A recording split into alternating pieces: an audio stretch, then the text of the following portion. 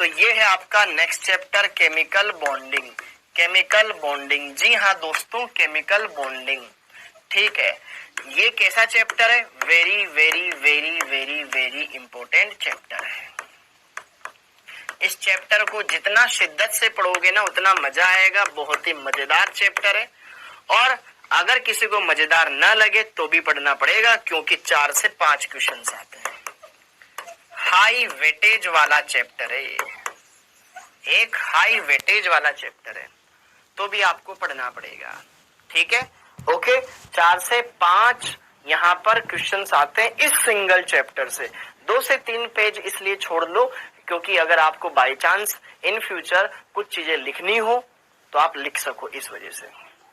Chapter का weightage बेटा NEET के एग्जाम में सबसे ज्यादा होता है। अगर आप नीट के एग्जाम की तैयारी कर रहे हो तो ये चैप्टर आपको आना चाहिए अच्छे से। ठीक, अब आगे देखो, इस चैप्टर में हमको इतने सारे चैप्टर पढ़ने हैं, इतने सारे टॉपिक पढ़ने हैं। जी हाँ, इसमें हम क्या करेंगे, ये सारे टॉपिक पढ़ने वाले हैं बेटा। ये सारे टॉपिक पढ़ेंगे। बंध क्या होता है, कितने प्रकार का होता है, निर्माण काहे होता है, रासायनिक बंध से संबंधित सिद्धांत जैसे कि लुईस कोसेल का सिद्धांत, अष्टक नियम के अपवाद, संयोजकता क्या होती है, संयोजकता क्या होती है, यहां तक हम पढ़ेंगे। फिर ये सहसंयोजक बंध, सहसंयोजक यौगिकों गुणधर्म, ये सब हम छोड़ेंगे। हम फिर पढ़ेंगे आयनिक बंध। आयनिक बंध यहां पर आएंगे। ठीक है, संयोजकता तक पढ़ने के बाद फिर हम आयनिक बंध पढ़ेंगे। संयोजकता तक पढ़ने के बाद फिर आयनिक बंध पढ़ेंगे। क्लियर हो गया? तो अब हम बात कर लेते हैं यहाँ पर केमिकल बॉन्डिंग के अंदर बेटा जो आज का पहला दिन है हम क्या पढ़ने वाले हैं। एकदम टू बी सीरियस, सही तरीके से बैठ जाए, अच्छे से सुने सारी बातों को। यह चैप्टर सबसे मजेदार चैप्टर है, बहुत ही बढ़िया है। स्टार्टिंग में आपको बहुत मजे आएंगे, लेकिन जैसे जैसे आप इसमें समय देते जाएंगे आपको लगेगा कि सर अब तो टफ लग रहा है, आप तो पहले की जैसे पढ़ाई नहीं रहे हो, अभी तो पहले तो बहुत बढ़िया लग रहा था, अब तो पता नहीं क्या करा रहे हो। है ना, ऐसा आपके साथ होएगा। लेकिन क्यों? क्योंकि जैसे जैसे आप चैप्टर में आगे जाओगे ना बेटा आपको चीजों की गहराई पता चलेगी। जिस तरीके से हम कोई भी गेम खेलते हैं तो स्टार्टिंग में इजी स्टेप्स, इजी लेवल आती है। जैसे जैसे हम आगे जाते जाते, जब आपने इनिशियल लेवल पबजी खेलने स्टार्ट किया होगा तो आप खटखट खटखट समझ में आ गया होगा, या फिर आपने पबजी एक बार खेल रखा है, आप दोबारा से शुरुआत से आप स्टार्ट कर रहे हो तो शुरुआती लेवल तो आप धड़ धड़ धड़ धड़ धड़ धड़ ऐसे पार कर जाते हो। तो वैसे ही यहाँ पर है ये स्टार्टिंग के टॉपिक बहुत सिंपल सिंपल से, छोटे छोटे से, लेकिन आगे चलेंगे तो हमें वास्तविकता समझ में आएगी इस चैप्टर की। ये अथाह सागर है। इस चैप्टर को पढ़ने के लिए हम मुश्किल से मुश्किल 15-16 लेक्चर देंगे, कम से कम 15-16 लेक्चर तो कम से कम ये लेगा ही लेगा। दूसरी बात, काम की बात, अगली बात क्या कि इस चैप्टर को अगर आपको, इस चैप्टर को आपको समझना है तो आपको अच्छे से डेली का डेली रिवाइज करना है और नेक्स्ट क्लास में जब आओ पढ़ करके आना है। जो मैंने पढ़ाया है उसी को पढ़ के आना है। यह चैप्टर बेटा अगर आपका कंप्लीट हो जाता है, अच्छे से आपने समझ लिया है, तो यकीन मानो इनऑर्गेनिक केमिस्ट्री के ये दो चैप्टर, पीरियोडिक टेबल वाला चैप्टर और केमिकल बॉन्डिंग, आपकी पूरी केमिस्ट्री को संवार देगा। हाँ, आपकी पूरी केमिस्ट्री संवार देगा। स्टार्टिंग के 4 चैप्टर होते हैं जो इंपॉर्टेंट है, atomic structure, mole concept, periodic table, chemical bonding. अगर ये 4 चैप्टर आपने पढ़ लिए तो बाकी पूरी केमिस्ट्री इन्हीं के आसपास घूमती है, पूरी केमिस्ट्री इन्हीं के आसपास घूमेगी, कुछ नया नहीं आने वाला है। यही चैप्टर से रिलेटेड कुछ छोटे छोटे जो टॉपिक्स बन के आएंगे तो उनमें हम कुछ और पढ़ेंगे। तो ये 4 चैप्टर आपको बढ़िया से पुख्ता कर लेने हैं। इसके डे 1 में इस चैप्टर में हम क्या करेंगे, और इस चैप्टर को कितना ही पढ़ाया जा सकता है, 1 महीने 2 महीने 3 महीने कितना ही पढ़ाया जा सकता है। मैं बोल रहा हूँ ना अथाह सागर है, लेकिन हमें एग्जाम का पॉइंट ध्यान रखना है कि हमारा एग्जाम की डेट तो फिक्स है, तो हम इसको ज्यादा लंबा तो खींचेंगे नहीं, तो हम कोशिश करेंगे इसको 16-17 लेक्चर्स में फिनिश करने की। ओके, तो आई होप आप बढ़िया से साथ देंगे, सारी चीजों को क्लियर करवाएंगे, हर एक बात को अच्छे से समझेंगे और निपटाएंगे। तो चलिए बच्चों अब बात करते हैं यहाँ पर इन सारी बातों की, इन सारे पहलुओं की। सबसे पहले परिचय। फिर बंध क्या होता है, बंध कितने प्रकार के होते हैं, बंध का निर्माण क्यों होता है, लुईस कोसेल सिद्धांत, अष्टक नियम के अपवाद, जो आपके मन में डाउट आते हैं सारे यहाँ पे सामने आएंगे। तो सबसे पहले आता है परि। इंट्रोडक्शन में हम यहाँ पर कुछ नहीं देखेंगे, हम डायरेक्ट देखेंगे बंध के बारे में। इंट्रोडक्शन, यार देखो ध्यान से, बंध के बारे में जैसे कि हमने पढ़ा था परमाणु संरचना वाला चैप्टर, उसमें हमने देखा था परमाणु के बारे में कि परमाणु क्या है, किसी परमाणु में कितने प्रोटॉन पाए जाते हैं, कितने न्यूट्रॉन पाए जाते हैं, कितने इलेक्ट्रॉन होते हैं, पढ़ा था। अब वही परमाणु किसी दूसरे परमाणु के साथ जुड़ेंगे, किसकी वजह से, इलेक्ट्रॉनों की वजह से। क्योंकि देखो ध्यान से, नाभिक में प्रोटॉन होता है, प्रोटॉन परमाणु को स्थायित्व देता है या उसकी आइडेंटिटी को बताता है कि यार इसमें इतने प्रोटॉन है तो इसका परमाणु भार इतना, इसका परमाणु क्रमांक कितना है, या इसका परमाणु भार वगैरह सारा वो कई प्रोटॉन न्यूट्रॉन से बता देंगे। लेकिन इलेक्ट्रॉन उसकी असलियत बताता है कि ये किसके साथ जुड़ेगा, नहीं जुड़ेगा, क्या करेगा, ये बंध बनाएगा या नहीं बनाएगा, उस हल्के से कण की बदौलत है जिसका द्रव्यमान बिल्कुल नगण्य होता, उस इलेक्ट्रॉन की अहमियत बहुत ज्यादा है। अगर किसी परमाणु के पास इलेक्ट्रॉन ही नहीं है, अगर कोई परमाणु इलेक्ट्रॉन दे ही नहीं रहा है, ले ही नहीं रहा है, तो किसी के साथ बॉन्ड ही नहीं बनाएगा। तो सारा खेल उस इलेक्ट्रॉन का है। तो यहां पर परमाणु बंध क्यों बना रहा है, सब उस नगण्य भार वाले इलेक्ट्रॉन के लेने देने के कारण है, जिसका कोई भार ही नहीं है, जिसकी कोई वजूद ही नहीं है, उस इलेक्ट्रॉन के चक्कर में सारे बंध बन रहे। तो जरा देखो ध्यान से, सबसे पहले हमारे पास यहां पर एक टर्म आती है, बंध क्या है। तो सबसे पहले हेडिंग डाल लो बेटा, बंध क्या है, what is bond, what is bond.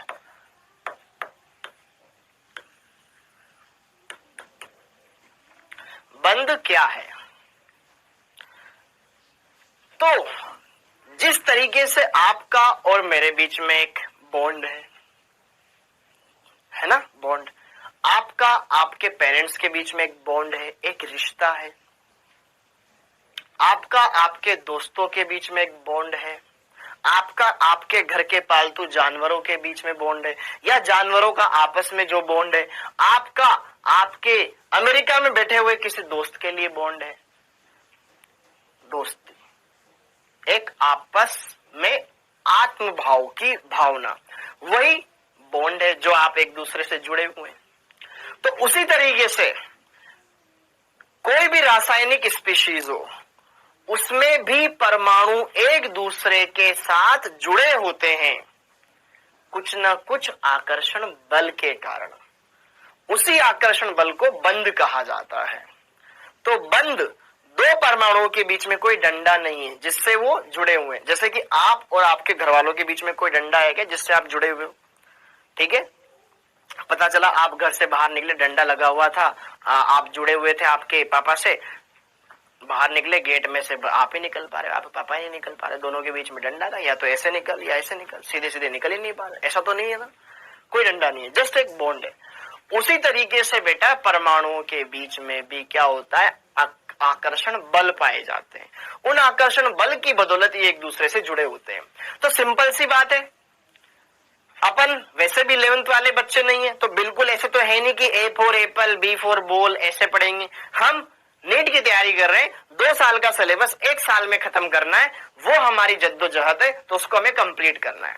तो यहां पर सबसे पहले बात करें व्हाट इज बॉन्ड। बॉन्ड क्या है, बंध क्या है, दो परमाणुओं के बीच में लगने वाला आकर्षण बल, दो परमाणुओं के मध्य लगने वाला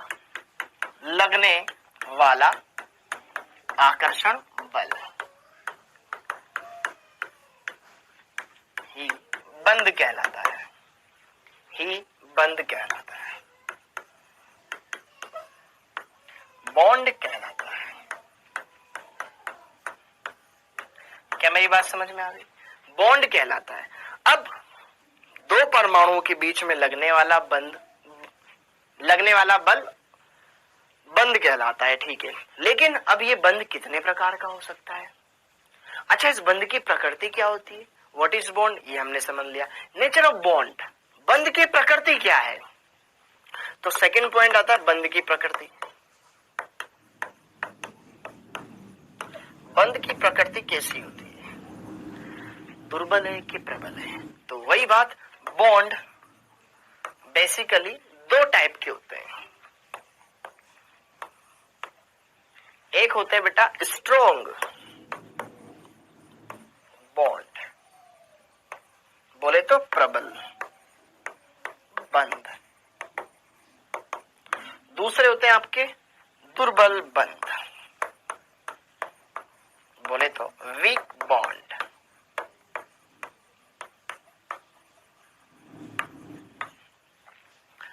अब किसी बंध को मैं प्रबल कब कहूंगा? जब मुझे उसको तोड़ने के लिए ज्यादा ऊर्जा की जरूरत है। और दुर्बल कब कहूंगा? जब उसको मुझे तोड़ने के लिए कम ऊर्जा की आवश्यकता है। है ना, मतलब ऊर्जा के आधार पर। अगर किसी बंध को तोड़ने के लिए ज्यादा ऊर्जा लग रही है तो वो मैं बोलूंगा यार ये मजबूत चीज है, तो एकदम बवाल चीज है बे। और अगर कोई चीज ऐसे ही टूट जाएगी, दुर्बल चीज है।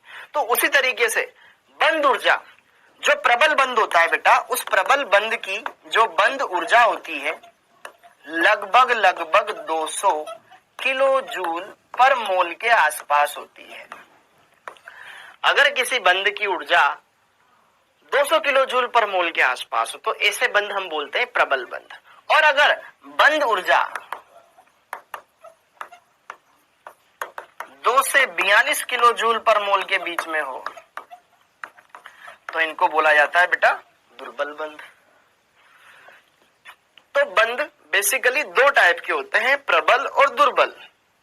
प्रबल जिनमें तोड़ने के लिए ज्यादा ऊर्जा की जरूरत होती है, दुर्बल जो कम ऊर्जा में टूट जाती है। तो बॉन्ड एनर्जी के बिहाफ पे हमने ये क्लासिफिकेशन किया। अब वास्तव में बंध कितने प्रकार के होते हैं ये भी तो बता दो सर। तो जरा देखो ध्यान से, यहां पर अब हम बात करेंगे बंध कितने प्रकार के होते हैं। अगला क्वेश्चन आता है बंध क्या है, बंध की प्रकृति क्या है, ये हमने देख लिया। अब बंध कितने प्रकार के होते हैं? Types of bonding, sorry types of bonds, types of bond, बंध के प्रकार।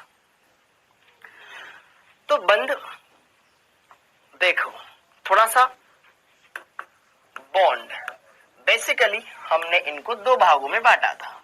एक थे हमारे स्ट्रॉन्ग बॉन्ड, ओके, और एक थे हमारे वीक बॉन्ड।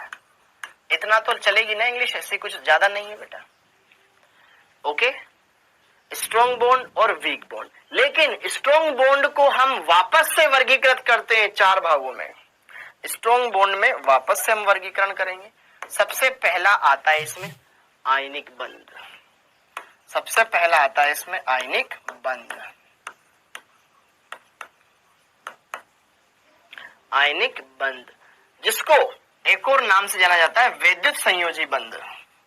वैद्युत संयोजी बंध, वैद्युत संयोजी बंध, ये सबसे पहला बंध। फिर दूसरा होता है बेटा आपके पास सहसंयोजक बंध, सहसंयोजक बंध। फिर इसके बाद आता है आपके पास उप सहसंयोजक बंध।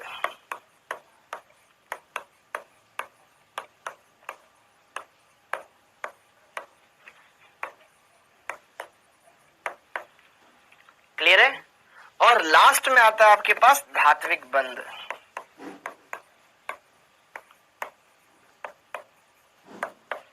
ये चार तरह के बंध ऐसे हैं जो कि सामान्यतया प्रबल बंध माने जाते हैं, ओके। इसके बाद वीक में आ जाओ, दो तरह के होते हैं ये। एक होता है हाइड्रोजन बंधन, H बंधन, मतलब हाइड्रोजन बॉन्ड, हाइड्रोजन बॉन्ड। और दूसरा होता है बेटा वांडरवाल आकर्षण बल, वांडरवाल आकर्षण बल। क्योंकि परमाणुओं के बीच में लगने वाला आकर्षण बल ही तो बंध है, तो ये सबसे दुर्बल होते हैं वांडरवाल आकर्षण बल। हाइड्रोजन बंधन में जो बंद ऊर्जा होती है बेटा, इनमें बंद ऊर्जा होती है लगभग 8 से 42 किलो जूल पर मोल के बीच में। और वांडरवाल आकर्षण बलों के बीच में जो बंद ऊर्जा होती है बहुत कम, 2 से लेकर के 8 किलो जूल पर मोल के बीच में।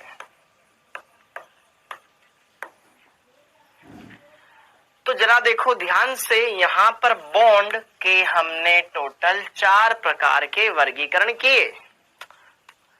स्ट्रॉन्ग बॉन्ड के 4 प्रकार के वर्गीकरण किए। आयनिक, जो इलेक्ट्रॉनों के स्थानांतरण से बनेगा, एक से इलेक्ट्रॉन जाएगा दूसरे के बाह्यतम कोश में। सहसंयोजक, जो इलेक्ट्रॉनों के साझे से बनता हो।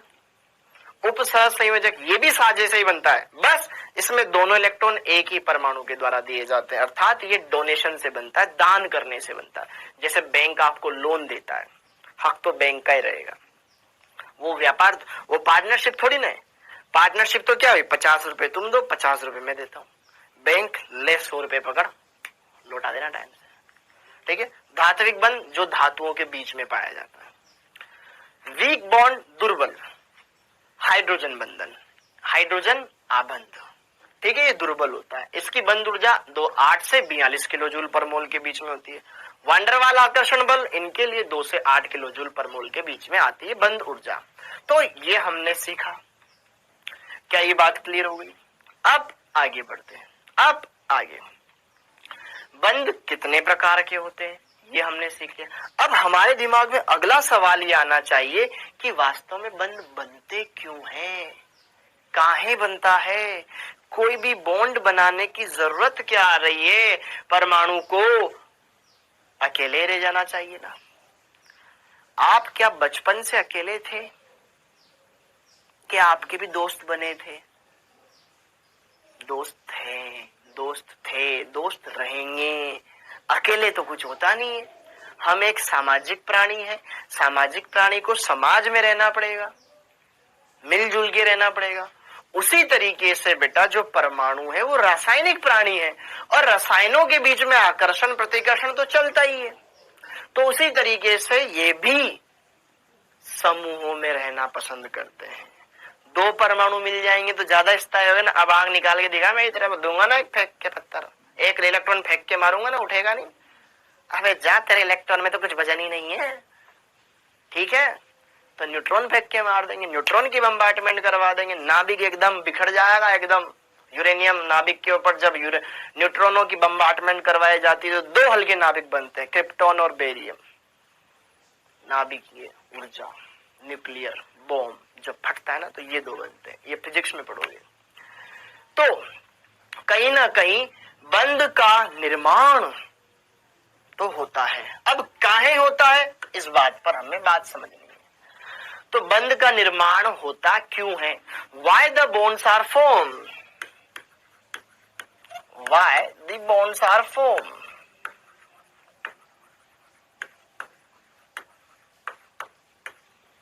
बंध बनते क्यों है? इसके पीछे 2 परम कारण है, ठीक है। पहला कारण या रीजन, एक निकटतम अक्रिय गैस विन्यास प्राप्त करने के लिए, सबको पता होगा, नहीं पता है तो अभी देखेंगे। निकटतम अक्रिय गैस विन्यास प्राप्त करने के लिए, गैस विन्यास प्राप्त करने के लिए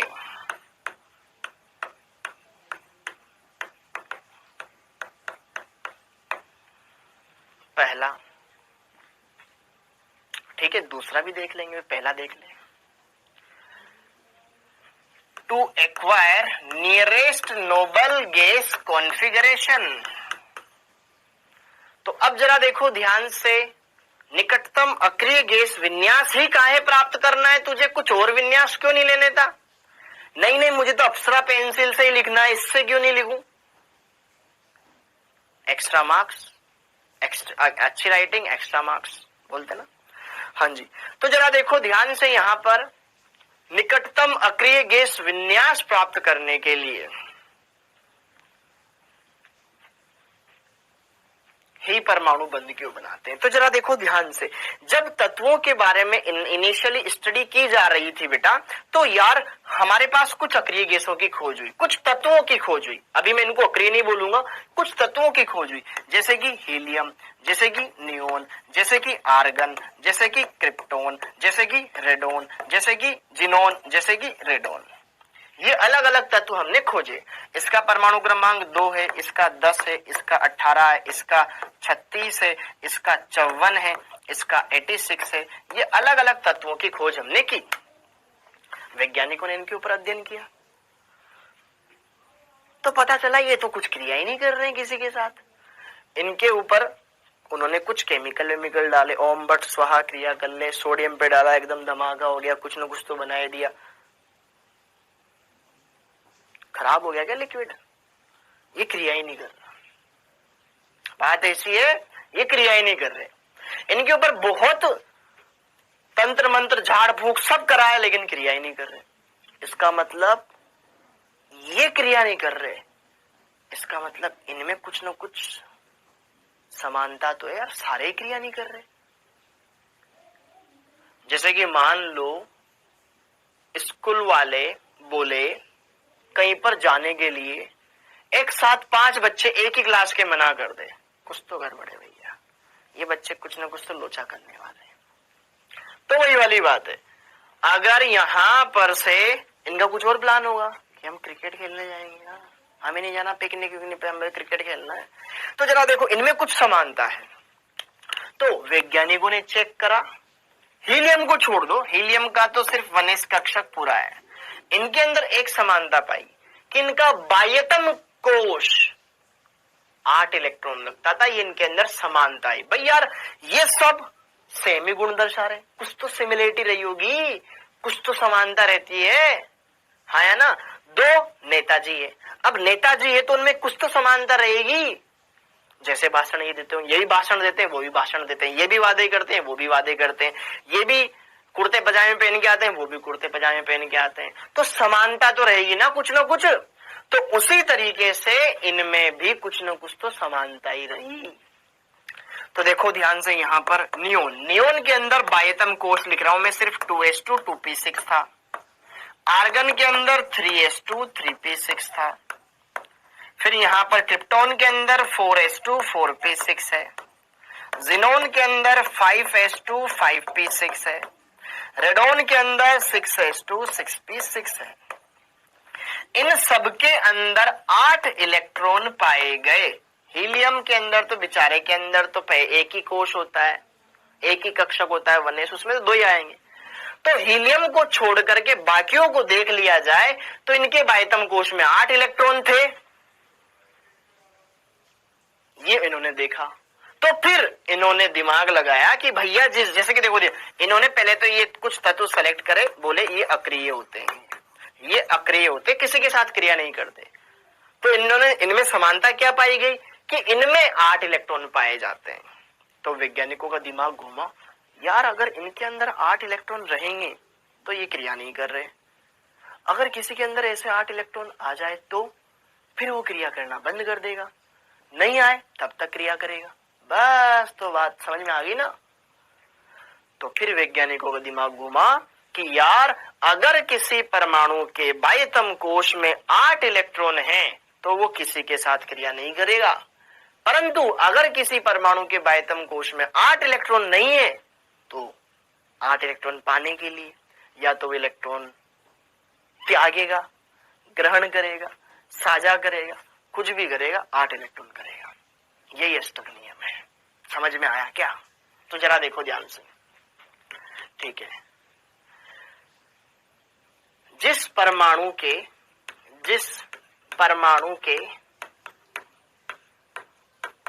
बाह्य कोश में मतलब पहले देखा ये अक्रिय क्यों है, अक्रिय, ये अक्रिय थे, पहले हमने एक्सपेरिमेंट किया, अक्रिय थे, फिर इसमें क्या समानता है, सब में 8 इलेक्ट्रॉन थे।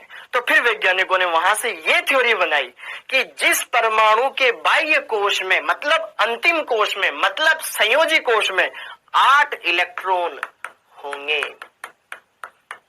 वे अक्रिय होंगे, वे अक्रिय होंगे। परंतु अक्रिय मतलब वो कोई भी अभिक्रिया नहीं करेंगे, परंतु यदि किसी परमाणु के बाह्य कोश में अर्थात संयोजी कोश में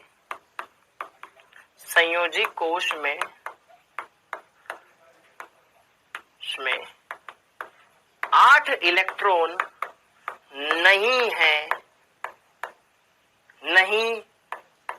नहीं हो तो वे 8 इलेक्ट्रॉन करने के लिए या तो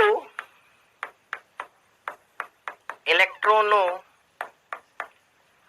का परित्याग करते हैं या इलेक्ट्रॉन ग्रहण करते हैं या इलेक्ट्रॉनों का साझा करते हैं।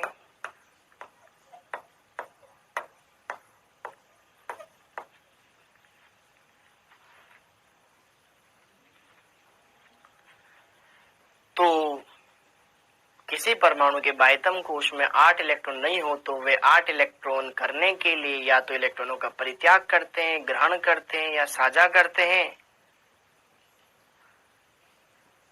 ठीक है, यही अष्टक नियम कहलाता है, यही अष्टक नियम है, यही अष्टक नियम है,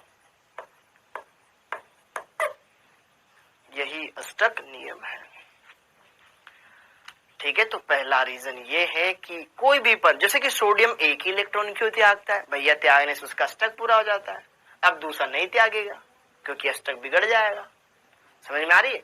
हाइड्रोजन केवल 2 इलेक्ट्रॉन रखने की चाहत रखता है, एक आ गया एक और आ जाए, बस मजे मजे बल्ले बल्ले, वो केवल सिर्फ द्विष्टक कंप्लीट करता है क्योंकि हाइड्रोजन के जस्ट पास हीलियम ही आती है ना बेटा। ठीक है, समझ में आया? कुछ नहीं आया? कुछ ये हो गया। तो पहला रीजन तो क्लियर हो गया, अष्टक नियम क्या होता है ये समझ लिया। परमाणु बाह्यतम कोश में 8 इलेक्ट्रॉन रखने की चाहत करते हैं, यही अष्टक नियम है। दूसरा रीजन,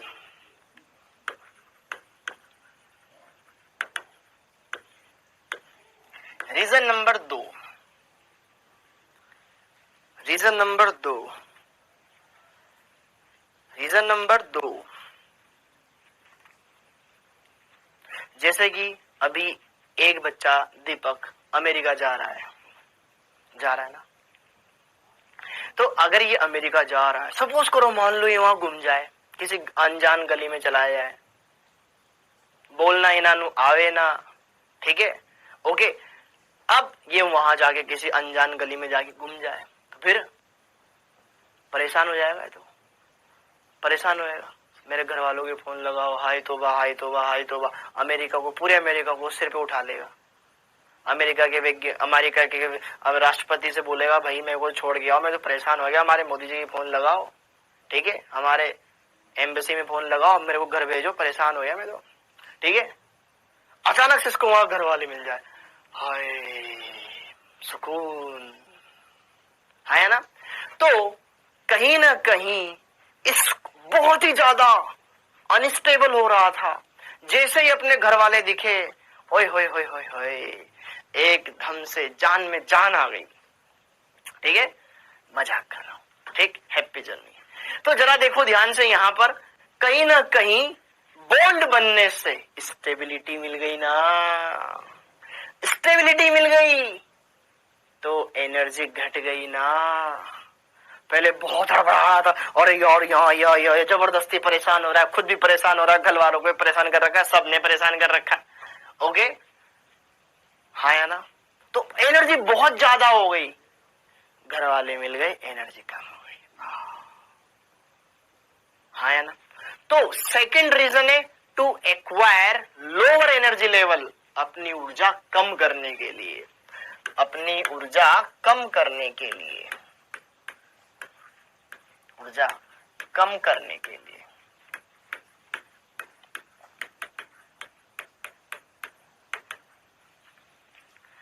कैसे अपनी ऊर्जा कम करने के लिए? जरा देखो जरा यार, देखो एक सूत्र होता है स्थितिज ऊर्जा का, स्थितिज ऊर्जा का एक फॉर्मूला होता है जो हमने पहले भी पढ़ा हुआ है।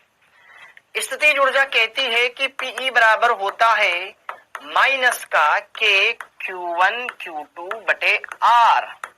माइनस क्यों आया?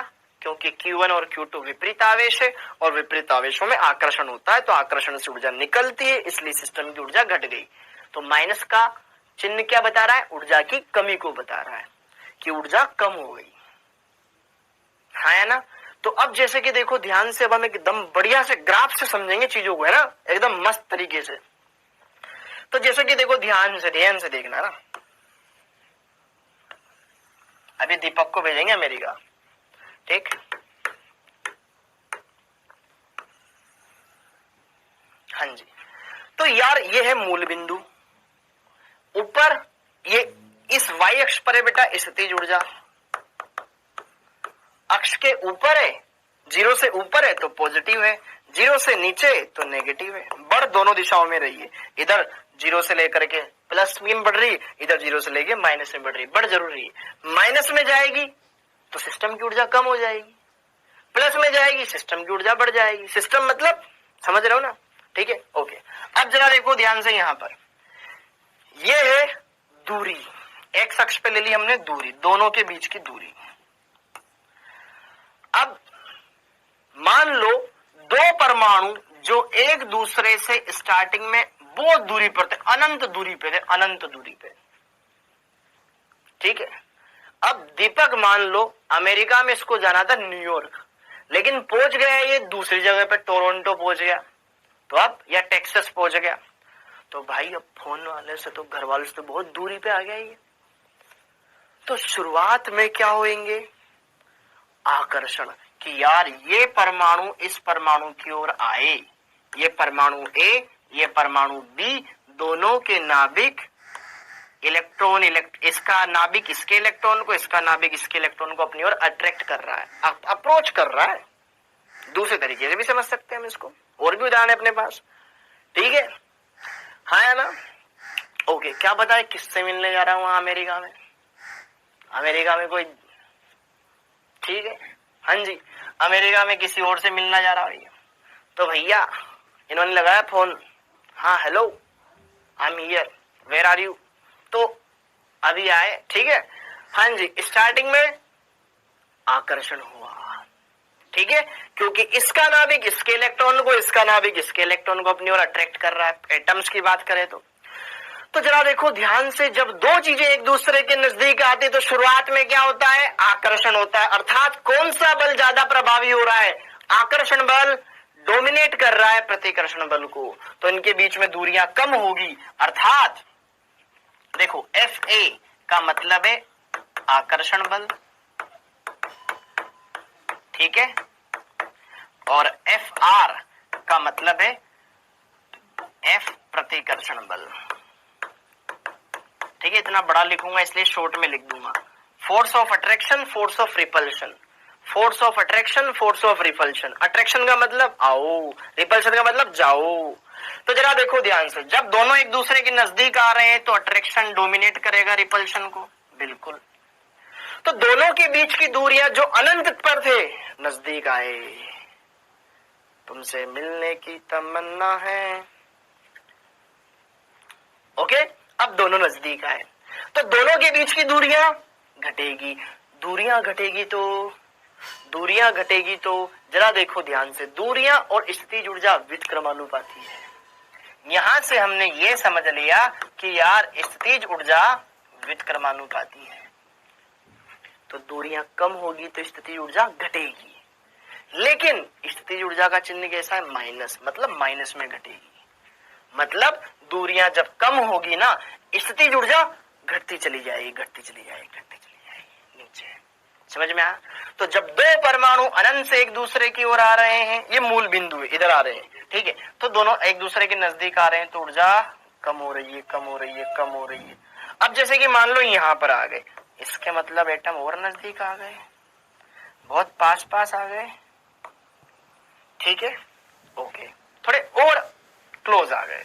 तो यहां पर भी force of attraction is dominate then force of repulsion.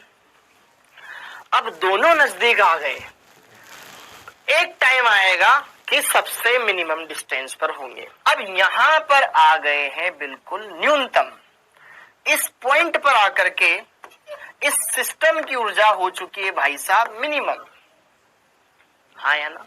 इस बिंदु पर जो पोटेंशियल एनर्जी है बेटा वो हो चुकी है मिनिमम। क्या बोलती है जनता, समझ में आ रहा है? ओके, तो अब मतलब आकर्षण बल प्रतिकर्षण बल को संतुलित कर चुका है। इस टाइम पर आकर के एटम्स के बीच में बॉन्ड बन जाएगा, दोस्ती एकदम पक्की हो चुकी भैया इन एटम्स के बीच की। ओके, ये एटम ए, ये एटम बी। अब जरा देखो ध्यान से, अगर ये दोनों के दोनों एटम एक दूसरे के ज्यादा क्लोज आए, हाँ या ना, तो फिर क्या होगा? मामला बिगड़ जाएगा भैया, मिनिमम डिस्टेंस तो होनी चाहिए। तो अब जैसे ही दो एटम एक दूसरे के ज्यादा नजदीक आएंगे तो इसका नाभिक इसके नाभिक को लताड़ेगा, समान आवेश, इसका इलेक्ट्रॉन इसके इलेक्ट्रॉन को लताड़ेगा, तो फिर ये आपस से दूर होने लग जाएंगे। तो फिर क्या हो जाएगा? रिपल्शन, और वापस से दूरी बढ़ने लग जाएगी, सॉरी दूरी वापस से बढ़ने लग जाएगी, तो स्थितिज ऊर्जा बढ़ जाएगी फिर ऊपर पॉजिटिव में, ठीक है। फिर ये इस तरीके से ग्राफ चला जाएगा, फिर ये इस तरीके से ग्राफ चला जाएगा। तो समझ में आया? ये ग्राफ क्या बता रहा है कि अब दोनों परमाणु अपने अपने रास्ते चल चुके हैं, ये इधर और ये इधर। समझ में आया बाबू? तो फोर्स ऑफ अट्रैक्शन से ज्यादा हो गया फोर्स ऑफ रिपल्शन, इसलिए दूसरे के मामले में उतनी टांग अड़ाओ जितना जरूरी है, फिर वापस लड़ाइयां हो जाएगी। तो इस बिंदु पर आकर के दोनों बंद बना लेंगे और इस पॉइंट पर आकर के दोनों की स्थिति ऊर्जा मिनिमम हो जाएगी। क्या मेरी बात समझ में आ रही है? हाँ या ना? समझ में आ गया? एकदम झकाझक तरीके से, झकाझक तरीके से।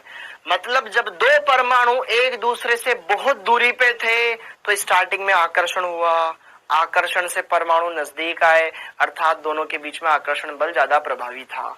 आकर्षण हो रहा है, आकर्षण हो रहा है, आकर्षण हो रहा है, दोनों की ऊर्जा घट रही है, दोनों परमाणुओं की ऊर्जा घट रही, सिस्टम की ऊर्जा घट गई और एक टाइम पर आकर के दोनों मिनिमम एनर्जी लेवल पर आ चुके हैं, तो दोनों एटम्स के बीच में बॉन्ड बन चुका है।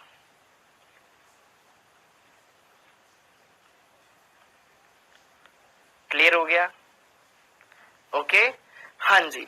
तो यहां पर दोनों के दोनों एटम, ध्यान से, जब दो परमाणु एक दूसरे के नजदीक आ रहे हैं तो स्टार्टिंग में आकर्षण बल ज्यादा प्रभावी होता है प्रतिकर्षण बल से, और एक टाइम पर आता है कि जब आकर्षण प्रतिकर्षण को बैलेंस कर देगा उस टाइम पर संतुलन की अवस्था आ जाएगी, दोनों के बीच में बॉन्ड बन जाएगा, और फिर अगर ज्यादा नजदीक आने लगेंगे तो इसका नाभिक इसके नाभिक को लपेट देगा, भाग दो समान आवेश में प्रतिकर्षण। तो ये से परमाणु बंद बनाते हैं। तो आप समझ में आ गया आप भी किस कारणों से बॉन्ड बनाते हो, ठीक है? हाँ, डॉक्टर बनने वाले हो ना, ठीक है, ओके। तो ये सारी बातें क्लियर हो गई है बच्चों। बढ़िया से आप अच्छे सारी नॉलेज को गेन करें, अच्छे से सीखें, यही कॉन्सेप्ट आपके काम आएंगे। तो हमने ये देख लिया बच्चों कि यार बॉन्ड्स क्यों बनते हैं, why the bonds are form, उनके पीछे का रीजन क्या है, उनके पीछे का बेसिक पर्पस क्या है, वो हमने समझ लिया। बॉन्ड क्यों बनता है ये भी हमने समझ लिया।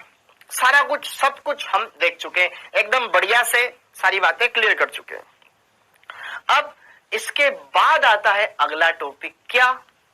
इसके बाद आता है अगला टॉपिक, बंध को बताया कैसे, ये बंध कैसे बना, इसने कौन से इलेक्ट्रॉन दिए, इसने कौन से इलेक्ट्रॉन दिए, वो भी तो जानना जरूरी है सर। बंध आखिर बनता कैसे है ये भी तो बताओ। बंध तो बन गया, क्यों बनता है वो भी हमने देख लिया, लेकिन कैसे बनता है वो भी तो बताओ। तो बंधन को हमें समझना है तो उसके लिए हमें कुछ सिद्धांतों को समझना पड़ेगा। तो अब हेडिंग डाल लो, रासायनिक बंधन से संबंधित सिद्धांत। रासायनिक बंधन से संबंधित सिद्धांत से संबंधित सिद्धांत।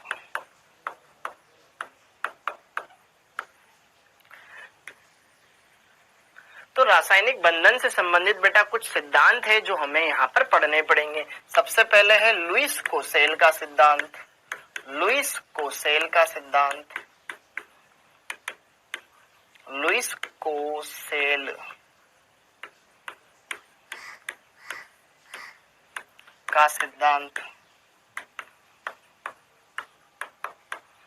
लुईस बिंदु संरचना वाला, ठीक है। ओके, फिर दूसरा आता है बेटा इसमें संयोजकता बंध सिद्धांत। संयोजकता बंध सिद्धांत,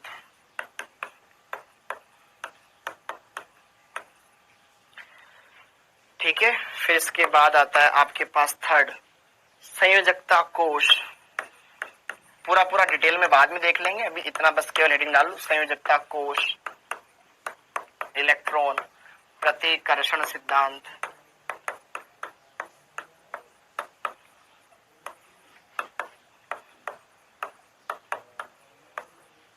ठीक है बच्चों। देन इसके बाद फोर्थ नंबर पर है आपका अणुकक्षक सिद्धांत। अणुकक्षक सिद्धांत, तो ये चार सिद्धांत है जो हमें पढ़ने हैं। ओके, तो अच्छे से हम इनको क्लियर करेंगे, सारी बातों को समझेंगे, अच्छे से क्लियर करेंगे।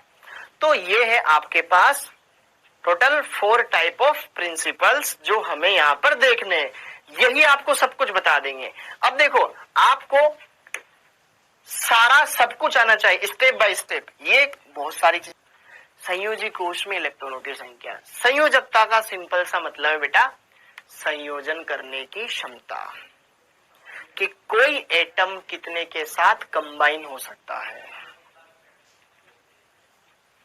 समझ पा रहे हो? संयोजन करने की क्षमता। जैसे कि कुछ लड़के होते हैं या कुछ ऐसे बच्चे होते हैं जिनके गिने चुने दोस्त होते हैं, इक्का दुक्का तिक्का, किसी के बहुत सारे होते हैं एकदम। तो कुछ अपने अपने में से रहते हैं, कुछ मिलजुल के रहते हैं, कुछ बहुत ही ज्यादा मिलजुल के रहते हैं। तो उसी तरीके से हर एक परमाणु की संयोजन करने की क्षमता भी अलग अलग होती है। तो यहां पर संयोजकता का मतलब है, संयोजकता का मतलब है, संयोजकता का तात्पर्य है संयोजन करने की क्षमता, संयोजन करने की क्षमता, कि कोई परमाणु कितने के साथ जुड़ पा रहा है। Okay, clear. अब इतनी बात हमने दे, अरे पढ़ लो ना यार, पढ़ लो ना चुपचाप, हमें ये मिला है, ठीक है ना, जो मिल गया जो मिल गया पढ़ लो, ठीक। ओके, संयोजन मिलने की क्षमता। यहां पर अगर हम बात करें संयोजकता के बारे में, तो संयोजकता क्या है बेटा? संयोजन करने की क्षमता, कि कोई परमाणु कितने अन्य परमाणुओं के साथ जुड़ सकता है, दैट्स इट। तो पहली बात तो संयोजकता 2 प्रकार की होती है। संयोजकता बेसिकली 2 टाइप की होती है, ये हम बस देखने के लिए पढ़ेंगे। एक होती है सहसंयोजकता, सहसंयोजकता, सह संयोजक बंध में इस्तेमाल होती है, ठीक है। और एक होती है वैद्युत संयोजकता,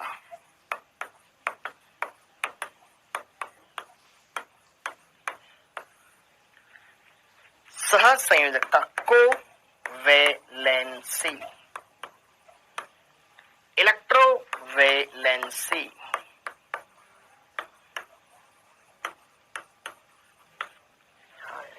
स्पेलिंग में ना ई कर लेना। हाँ जी, एक होती है सहसंयोजकता, एक होती है विद्युत संयोजकता।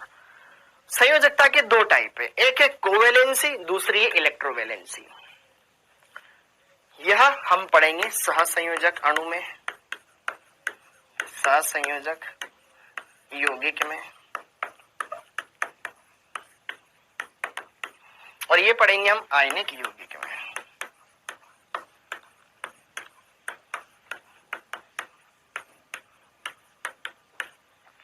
क्लियर हो गया? अब जरा देखो ध्यान से, सहसंयोजकता, विद्युत संयोजकता। सहसंयोजकता क्या होता है? कोई परमाणु कितने इलेक्ट्रॉन दे रहा है साजे में, उनकी संख्या, किसी परमाणु द्वारा साजे में दिए गए इलेक्ट्रॉनों की संख्या। जैसे कि मान लो मैं परमाणु हूं और मैं सहसंयोजक बंध बना रहा हूं, जैसे कि मैंने मेरे 4 इलेक्ट्रॉन दे दिए और 4 बंध बना लिए, तो साजित इलेक्ट्रॉन कितने मेरे? 4, तो बंध भी कितने बने होंगे? 4, क्योंकि मैं तो 4 इलेक्ट्रॉन दे रहा हूं ना, एक इसके साथ, एक इसके साथ, एक इसके साथ, एक इसके साथ, तो मेरे एक इलेक्ट्रॉन के साथ दूसरा कोई आएगा, इस इलेक्ट्रॉन के साथ दूसरा कोई आएगा, इसके साथ कोई दूसरा आएगा, चौथे के साथ कोई आएगा, तो 4 बंध बने। तो किसी परमाणु द्वारा साजित इलेक्ट्रॉनों की संख्या या बनाए गए बंधों की संख्या सहसंयोजकता कहलाती है। किसी परमाणु द्वारा साजित इलेक्ट्रॉनों या बनाए गए बंधों की संख्या,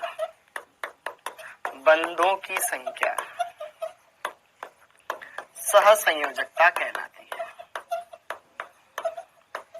सहसंयोजकता है, शॉर्ट करो मैं, ठीक है, ओके। विद्युत संयोजकता आयनिक यौगिकों में, तो यहां पे परमाणु इलेक्ट्रॉन त्यागते हैं या ग्रहण करते हैं। किसी परमाणु द्वारा इलेक्ट्रॉन त्यागे गए या ग्रहण किए गए, किसी परमाणु द्वारा त्यागे गए या ग्रहण किए गए इलेक्ट्रॉनों की संख्या। किसी परमाणु द्वारा त्यागे या ग्रहण किए गए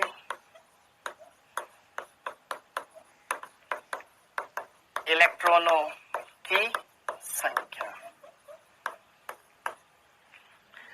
कोई भी एटम कितने इलेक्ट्रॉन लूज कर रहा है या गेन कर रहा है, उनकी संख्या को ही क्या कहा जाता है? विद्युत संयोजकता। तो ये दोनों संयोजकता के ही टाइप है, ठीक है। चाहे ऐसे बोलो, सहसंयोजकता बोले कोई ऑकवर्ड नहीं, ये क्या आ गया? विद्युत संयोजकता बोले क्या आ गया? अरे भैया ये भी वही बात है जो तुम पढ़ रहे थे, कुछ अलग नहीं है, लल्ला मत मचा हल्ला। ओके, तो ये हो गया। हाँ जी, इस बात का जिक्र आपके अच्छे कानों तक पहुंच चुका है। अब आगे देखो,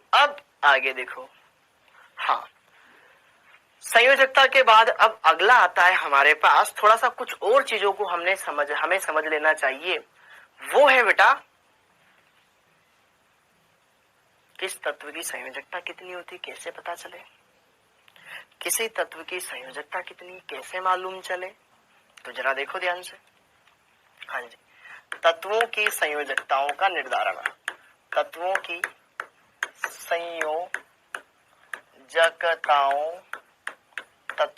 संयोजकताओं का निर्धारण।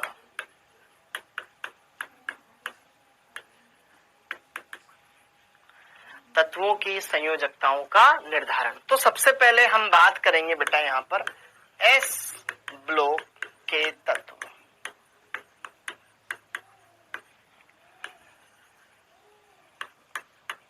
के लिए।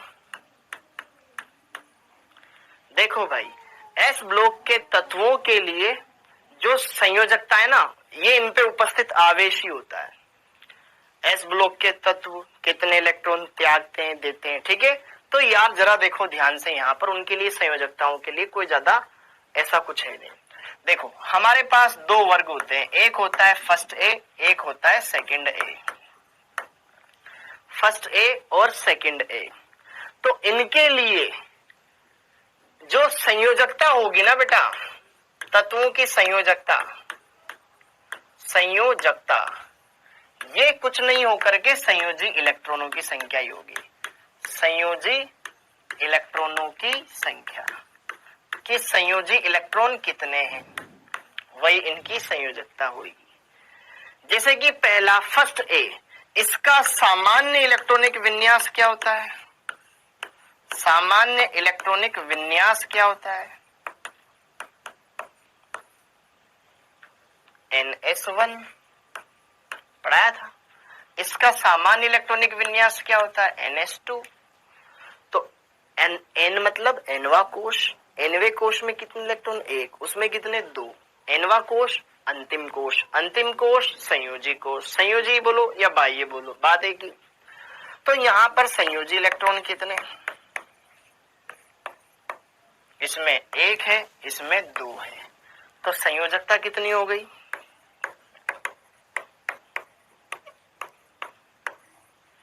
इसकी एक हो गई, इसकी दो हो गई। संयोजकता बेटा आवेश पूछे ना तो +1 +2, संयोजकता में कोई प्लस माइनस नहीं आता। आवेश पूछे तो इन पर आवेश होता है प्लस का 1, इन पर आवेश होता है प्लस का 2। ठीक है, ध्यान रखना, संयोजकता अलग होती है, आवेश अलग होता है। आवेश में तो चिन्ह दिखाएंगे, संयोजकता में केवल बस संख्या दिखाएंगे।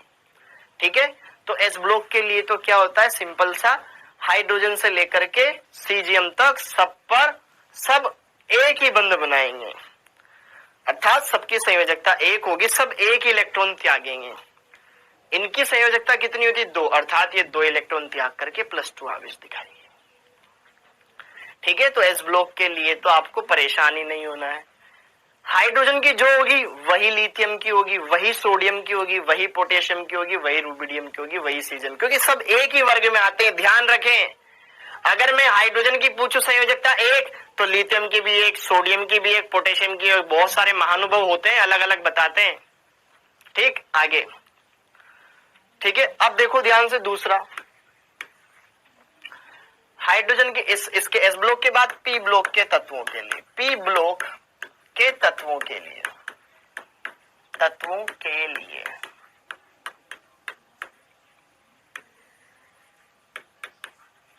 अगर मैं बात करूं पी ब्लॉक के तत्वों के लिए संयोजकता के बारे में बात करें, तो जरा देखो ध्यान से, पी ब्लॉक में अलग अलग वर्ग है। ठीक है, तो इनके लिए जरा देखो ध्यान से, वर्ग 13 से 14 के लिए, या तो मैं एक साथ ही लिखवा देता यार, फर्स्ट सेकंड 13 14 के लिए एक साथ से। ठीक है, वर्ग 13 से 14 के लिए, इनके लिए भी बेटा जो संयोजकता होती है, इनके लिए भी जो संयोजकता होती है क्या होती है? संयोजी इलेक्ट्रॉन ही होते हैं। संयोजी इलेक्ट्रॉन कितने? जैसे कि देखो, और ये तो वर्ग संख्या 13 के लिए, और वर्ग 15 से लेकर के 17, वर्ग 15 से लेकर के 18 तक के लिए जो संयोजकता होता है वो क्या होता है? 8 माइनस संयोजी इलेक्ट्रॉन, 8 माइनस संयोजी इलेक्ट्रॉन। ठीक, अब जरा देखो ध्यान से, वर्ग 13, वर्ग 14, वर्ग 15, वर्ग 16, 17 और 18। ठीक है, ओके, तो सामान्य इलेक्ट्रॉनिक विन्यास देख लो।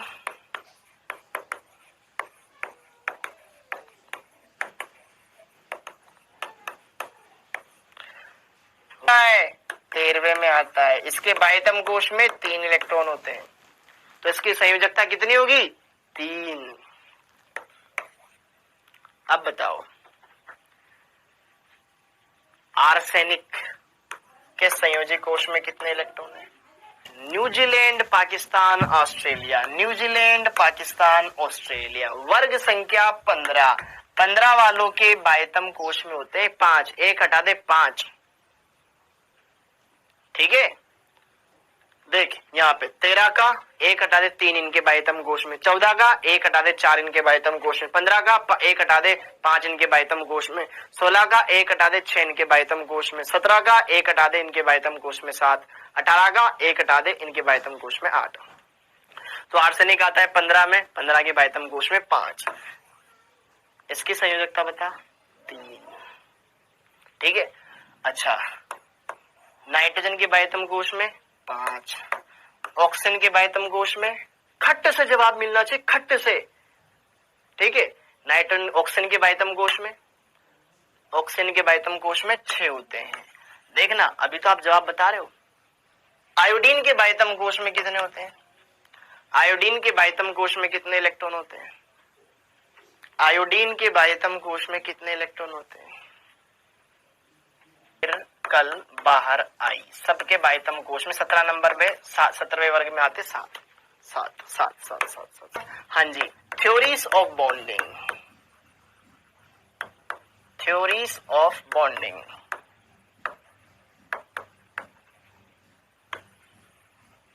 Theories of bonding. अभी हमने कुछ तत्व ऐसे होते हैं जो परिवर्तनशील संयोजकता दर्शाते हैं, उस बात पे नहीं पढ़े, उस बात पे भी आएंगे, लेकिन उससे पहले हेडिंग डाल लो theories of bonding. Theories of bonding ये समझ लेते हैं। तो पहली थ्योरी वही है आपके लुईस कोसेल सिद्धांत, लुईस कोसेल सिद्धांत कि यार परमाणु के बीच में बंध कैसे बनता है, बंधन का सिद्धांत। भाई परमाणु बंध क्यों बनाते हैं, कैसे बनाते हैं? तो लुईस कोसेल सिद्धांत। लुईस कोसेल सिद्धांत सीधा सीधा ये बोलता है परमाणु अष्टक पूरा करने के लिए बंध बनाते हैं। पहला पॉइंट, परमाणु अष्टक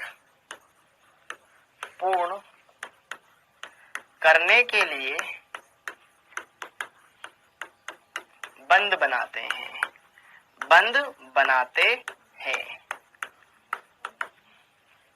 ठीक है, दूसरा हाइड्रोजन एटम केवल 2 इलेक्ट्रॉन ही रख पाता है अधिकतम, तो इसको अष्टक की जरूरत नहीं है, सिर्फ 2 इलेक्ट्रॉनों की। ठीक है, परमाणु बंध बनाते समय, बंध बनाते समय संयोजी इलेक्ट्रॉन का इस्तेमाल, संयोजी इलेक्ट्रॉनों का इस्तेमाल करता है। या इसको थोड़ा सा मैं थोड़ा करेक्ट कर देता हूं, इसको करेक्ट कर देता हूं बेटा। बंध निर्माण की प्रक्रिया में संयोजी इलेक्ट्रॉन भाग लेते हैं। बंध निर्माण की प्रक्रिया में, बंध निर्माण की प्रक्रिया में संयोजी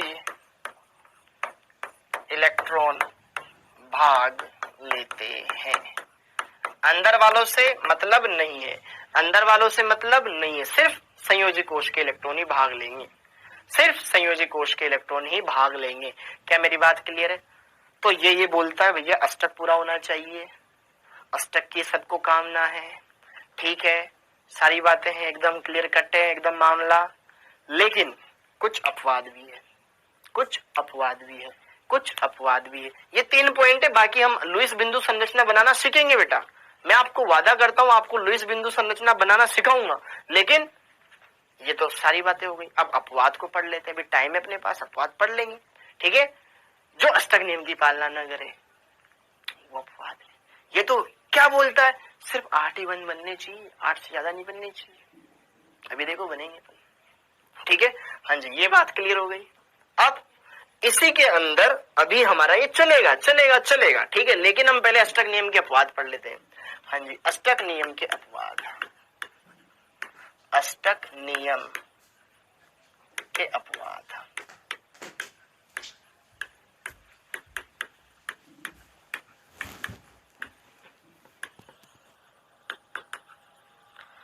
कि कुछ कंपाउंड जिनमें 8 इलेक्ट्रॉन नहीं है, बंद बनाने के बाद भी फिर भी स्टेबल है।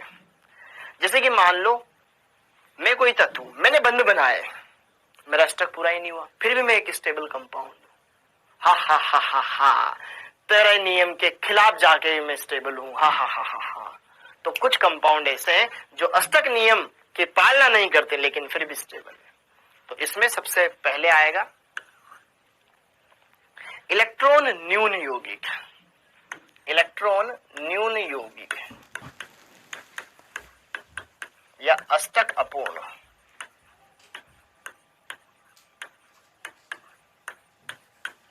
जिनका ऑक्टेट इनकम्प्लीट है, मतलब 8 से कम इलेक्ट्रॉन रखने वाले, वे यौगिक जिनमें केंद्रीय परमाणु, सबसे इंपॉर्टेंट है केंद्रीय परमाणु, केंद्रीय परमाणु बंद बनाने के बाद संयोजी कोश में 8 से कम इलेक्ट्रॉन रखता हूं, कम इलेक्ट्रॉन रखे, तो वो इसमें कंसिडर करेंगे। जैसे कि देखो ध्यान से उदाहरण BeF2,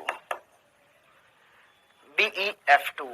अब जरा देखो ध्यान से बच्चों, बेरिलियम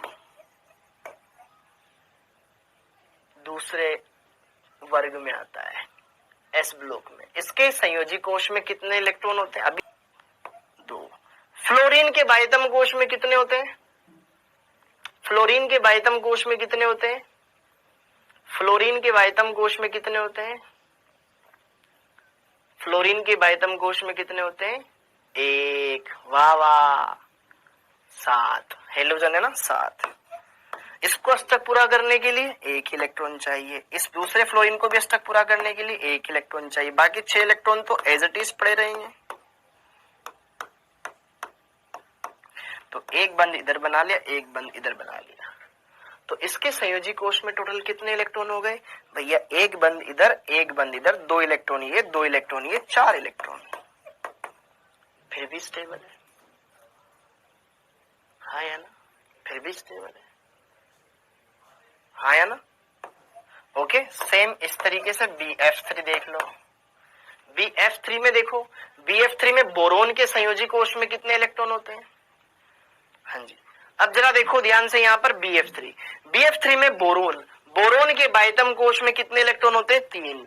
1 2 3, 3 फ्लोरीन इसके साथ बॉन्ड बना लिए, 1, फिर एक ये दूसरा फ्लोरीन ने अपना इलेक्ट्रॉन दे दिया, फिर ये तीसरा फ्लोरीन। तो यहां पर इसके पास 6 इलेक्ट्रॉन रह गए, अष्टक अपूर्ण है, फिर भी स्टेबल है।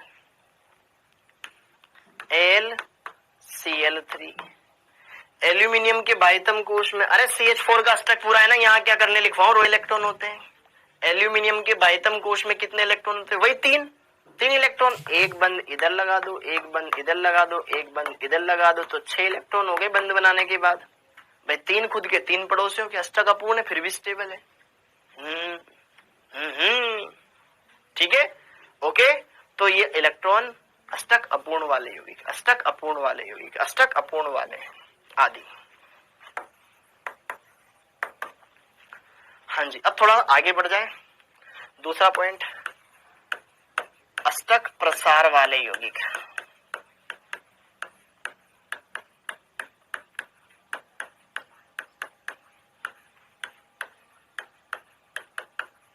आठ से अधिक इलेक्ट्रॉन रखने वाले,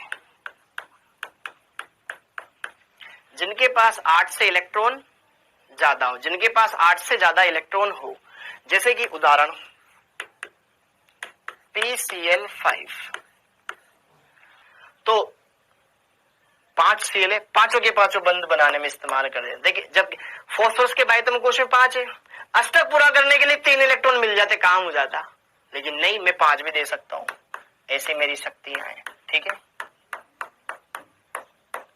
तो 2 बंद इसमें, 2 बंद इसमें, 2 बंद इसमें, 2 बंद इसमें, 2 बंद इसमें, सॉरी 2 इलेक्ट्रॉन इसमें, 2 2 2 2 2, टोटल यहाँ पर इसके पास 10 इलेक्ट्रॉन है, 8 से ज्यादा है ना।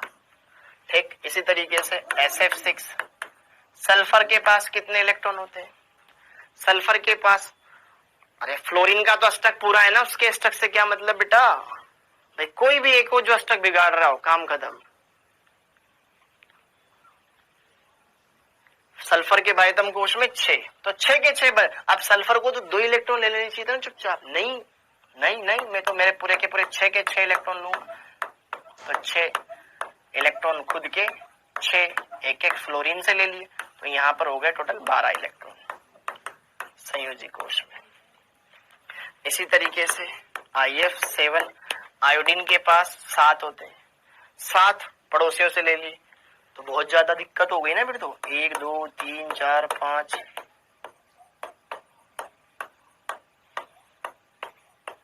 6 7, तो टोटल 14 इलेक्ट्रॉन। तो ये अष्टक प्रसार वाले।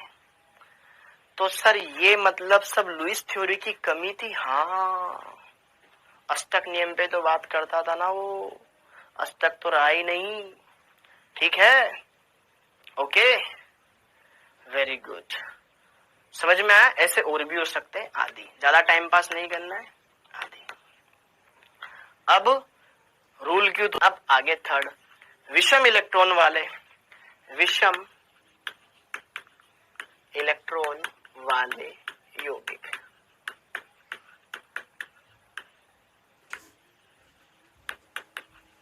जो विषम संख्या में इलेक्ट्रॉन रखते हो, जो विषम संख्या में इलेक्ट्रॉन NO2 बनता है, ठीक है, NO2 ClO2, ये विषम संख्या वाले बेटा, NO,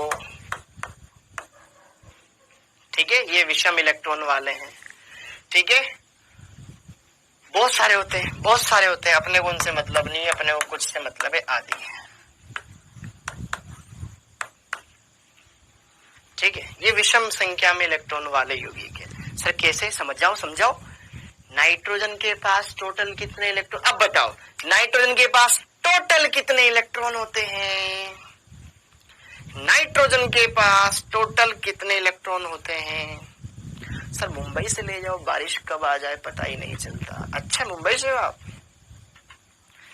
अब टोटल पूछ रहा हूं ना, टोटल 7 नंबर पे आता है, 7 होंगे ना। एक ऑक्सीजन में कितने होते हैं? 8, 8 दूनी की 16, 16 और 7 23, इसमें 23 इलेक्ट्रॉन है भाइयों, टोटल 23 इलेक्ट्रॉन है। क्लोरीन में होते हैं 17, 17 और 16 33, इसमें टोटल 33 इलेक्ट्रॉन है। नाइट्रोजन में 7, ऑक्सीजन में 8, 15 इलेक्ट्रॉन है। ये एक इलेक्ट्रॉन का क्या कर रहा है भाई? 7 के भाई 15 के तो जोड़े भी नहीं बन सकते, 3 की। 17 17 और ऑक्सीजन 17 24 कितने होते हैं? 17 और 24 होते हैं 41। ये विषम इलेक्ट्रॉन वाले हैं, ये विषम इलेक्ट्रॉन वाले हैं, विषम इलेक्ट्रॉन वाले ना बेटा। तो ये यौगिक भी स्टेबल होते हैं। क्यों होते हैं, कैसे होते हैं, बाकी बातें बाद में करेंगे। बस आज की बात यहीं तक, ये ज्ञान यहीं तक समाप्त होता है। आप सभी का बहुत बहुत धन्यवाद बेटा। ओके, आई होप आपको ये ज्ञान एकदम मस्त लगा होगा, बढ़िया लगा होगा, सारी बातें क्लियर हो गई होगी, अच्छे से